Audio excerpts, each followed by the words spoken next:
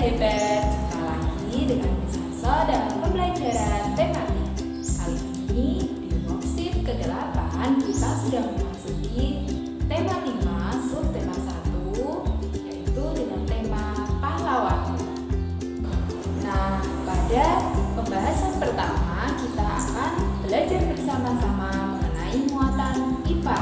Dalam muatan IPA kali ini, Miss akan mengajak Anda hebat semua untuk belajar mengenai 3 pokok pembelajaran. Yang pertama yaitu tentang sifat-sifat cahaya. Kemudian ada pemantulan cahaya, dan yang ketiga ada alat-alat optik.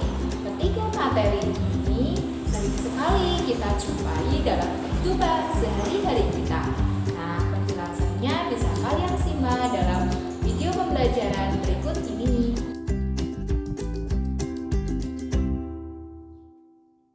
Nah, pokok pembelajaran pertama yaitu penerapan sifat-sifat cahaya. Cahaya dihasilkan dari sumber-sumber cahaya, misalnya matahari, senter, lampu, dan lilin. Cahaya merupakan salah satu bentuk dari energi. Nah, cahaya ini dapat digunakan dalam kehidupan sehari-hari, diantaranya membantu manusia melihat benda-benda di sekitar. Kemudian bisa digunakan untuk membedakan warna dan melakukan kegiatan sehari-hari. Sedangkan sifat-sifat cahaya diantaranya adalah merambat lurus, dapat menembus benda-benda bening, dapat dipantulkan, dan cahaya dapat dibiaskan atau dibelokkan. Nah, berikut ini adalah percobaan sifat-sifat cahaya yang dapat kalian lakukan. Yang pertama, bahwa cahaya dapat merambat lurus. Kalian bisa melakukan percobaan seperti gambar yang ada dalam video ini. Kamu dapat melakukan percobaan ini dengan menggunakan 3 karton yang telah dilubangi dan diletakkan sejajar. Nah, saat lubang sejajar, kamu dapat melihat cahaya lilin tersebut. Sedangkan saat karton tersebut digeser, maka cahaya dari lilin tidak akan kamu lihat. Kemudian contoh-contoh cahaya merambat lurus yaitu pada 2 gambar yang ada dalam video. Kemudian yang kedua, sifat cahaya yaitu menembus benda bening. Seperti yang sudah kalian praktekkan dalam pembelajaran sains di worksheet sebelumnya. Misalnya dalam gambar ini ada gelas yang diberi cahaya senter. Kemudian cahaya senter ini akan menembus benda bening tersebut dan dapat terlihat dalam karton. Nah, berikut ini contoh-contoh cahaya dapat menembus benda bening. Contohnya pada akuarium dan pada gedung. Kemudian sifat cahaya yang ketiga yaitu cahaya dapat dipantulkan. Ini juga biasa kita lakukan setiap hari ya. Kita sering mengaca di depan kaca adalah salah satu contoh penerapan bahwa cahaya itu dapat dipantulkan. Nah, terjadi pemantulan ini jika cahaya mengenai benda yang memiliki permukaan rata seperti cermin. Berikut ini contoh-contoh cahaya dapat dipantulkan. Nah, misalnya pada spion dan pada kaca yang dipasang di pinggir jalan. Kemudian sifat cahaya keempat yaitu bahwa cahaya dapat dibiaskan atau dibelokkan. Misalnya, ketika nada hebat semua meletakkan pensil dalam air, maka seolah-olah pensil tersebut akan patah dan terlihat besar. Selain itu, ketika kalian berada di kolam renang, kalian akan melihat seolah-olah kolam renang tersebut sangat dangkal. Padahal aslinya bahwa kolam tersebut juga dalam. Nah, kemudian cahaya juga dapat diuraikan ya nada hebat.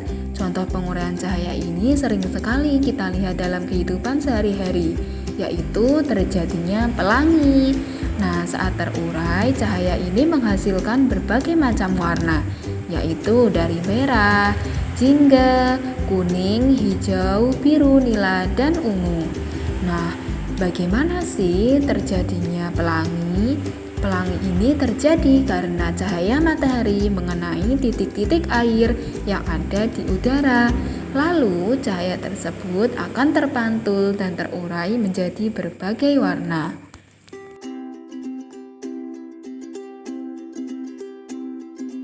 Nah, pembahasan pokok berikutnya yaitu tentang pemantulan cahaya. Saat mengenai benda bening, cahaya dapat menembus dan dapat diteruskan. Namun, jika cahaya mengenai benda gelap, cahaya akan dipantulkan kembali. Nah, pemantulan cahaya dari suatu benda masuk ke dalam mata, sehingga kita dapat melihat benda tersebut. Nah, berikut ini macam-macam pemantulan cahaya. Yang pertama ada pemantulan cahaya teratur. Pemantulan cahaya teratur ini terjadi ketika cahaya mengenai benda yang memiliki permukaan rata. Contohnya cermin datar dan permukaan air yang tenang. Kalian bisa lihat gambar bentuk pemantulan cahaya teratur. Sedangkan kita dalam kehidupan sehari-hari juga sering memanfaatkannya ya. Kemudian yang kedua yaitu pemantulan cahaya tidak teratur. Pemantulan cahaya tidak teratur ini terjadi ketika cahaya mengenai benda yang memiliki permukaan tidak rata. Contohnya permukaan jalan yang berbatu.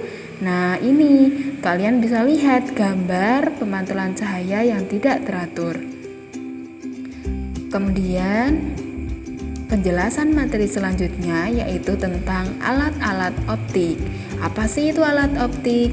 Alat optik merupakan alat-alat yang memanfaatkan sifat cahaya. Banyak sekali alat optik yang ada dalam kehidupan sehari-hari. Di antaranya yaitu yang pertama ada lup. Lup ini disebut juga sebagai kaca pembesar. Lup terbuat dari sebuah lensa cembung. Lup dapat membantu kita melihat benda-benda berukuran kecil, misalnya tulisan yang ada di dalam buku. Akan tetapi, perbesaran yang dilakukan lup terbatas.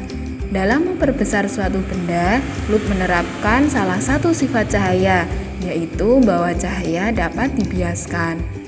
Lup ini dapat membantu melihat benda-benda berukuran kecil. Nah, kalian bisa lihat bentuk lup serta bagian-bagian lup, mulai dari lensa cembung, kemudian kepala bingkai, skrup pengendali, dan tangkai lup. Kemudian untuk alat optik kedua yaitu kacamata.